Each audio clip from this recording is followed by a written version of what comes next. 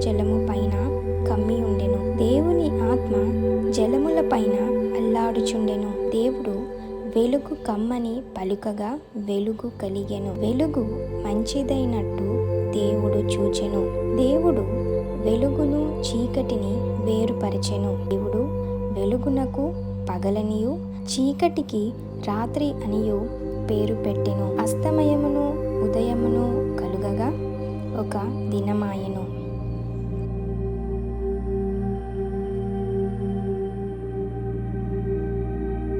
మరియు దేవుడు జలముల మధ్య నొక విశాలము కలిగి ఆ జలములను ఈ జలములను వేరుపరచునుగాకని పలికెను. దేవుడు ఆ విశాలము చేసి విశాలము క్రింది జలములను విశాలము మీది జలములను వేరుపరపగా ఆ ప్రకారమాయెను.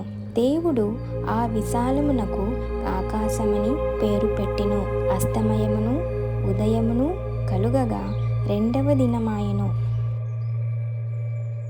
దేవుడు ఆకాశము క్రిందనున్న జలములొక చోటనే కూర్చబడి ఆరిన నేల కనబడును గాకని పలుకగా ఆ ప్రకారమాయెను. దేవుడు ఆరిన నేలకు భూమి అని పేరు పెట్టెను. జలరాశికి ఆయన సముద్రములని పేరు పెట్టెను. అది మంచిదని దేవుడు చూచెను. దేవుడు గడ్డిని విత్తనములిచ్చు చెట్లను భూమి మీద తమ తమ జాతి ప్రకారము తమలో విత్తనములు గల ఫలమిచ్చు ఫల వృక్షములను భూమి మొలిపించుగాకని పలుకగా ఆ ప్రకారమాయెను. భూమి గడ్డిని తమ తమ జాతి ప్రకారము విత్తనములిచ్చు చెట్లను తమ తమ జాతి ప్రకారము తమలో విత్తనములు గల ఫలవృక్షములను మొలిపింపగా అది మంచిదని దేవుడు చూచెను.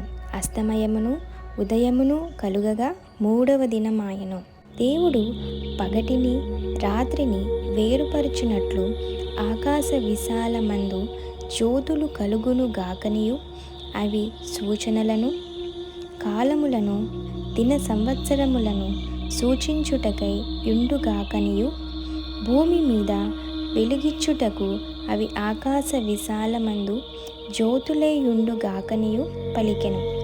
ఆ ప్రకారమాయెను. దేవుడు ఆ రెండు గొప్ప జ్యోతులను అనగా పగటిని ఏలుటకు పెద్ద జ్యోతిని రాత్రిని ఏలుటకు చిన్న జ్యోతిని నక్షత్రములను చేసెను.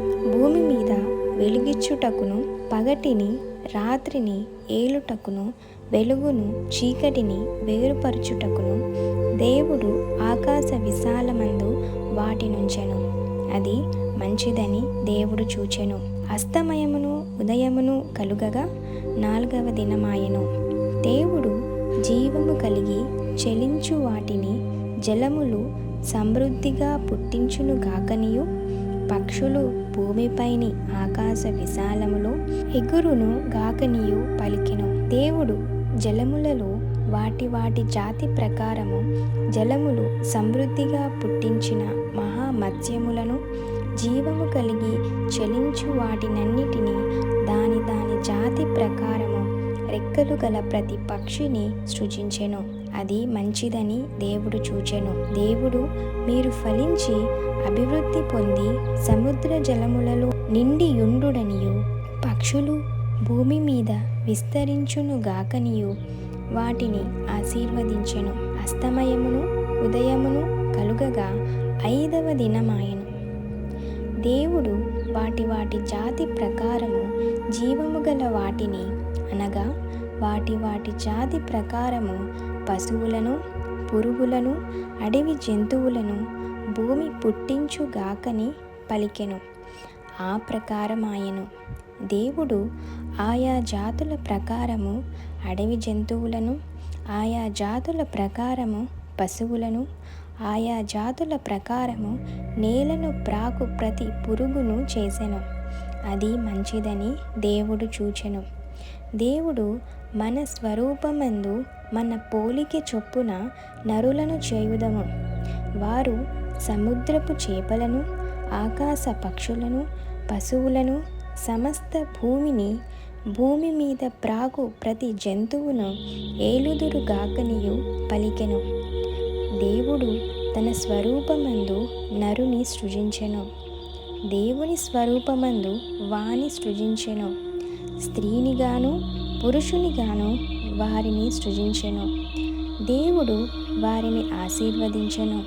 ఎట్లనగా, మీరు ఫలించి అభివృద్ధి పొంది విస్తరించి భూమిని నిండించి దానిని లోపరుచుకొనుడి. సముద్రపు చేపలను, ఆకాశ పక్షులను, భూమి మీద ప్రాకు ప్రతి జీవిని ఏలుడని దేవుడు వారితో చెప్పెను. దేవుడు, ఇదిగో, భూమి మీదనున్న విత్తనములిచ్చు ప్రతి చెట్టును, విత్తనములిచ్చు వృక్ష ఫలము గల ప్రతి వృక్షమును మీకిచ్చి ఉన్నాను. అవి మీకాహారమగును. భూమి మీద నుండు జంతువులన్నిటికిని, ఆకాశ పక్షులన్నిటికిని, భూమి మీద ప్రాకు సమస్త జీవులకును పచ్చని చెట్లన్నీయు ఆహారమగునని పలికెను. ఆ ప్రకారమాయెను. దేవుడు తాను చేసినది యావత్తును చూచినప్పుడు అది చాలా మంచిదిగా నుండెను. అస్తమయమును ఉదయమును కలుగగా 6వ దినమాయెను.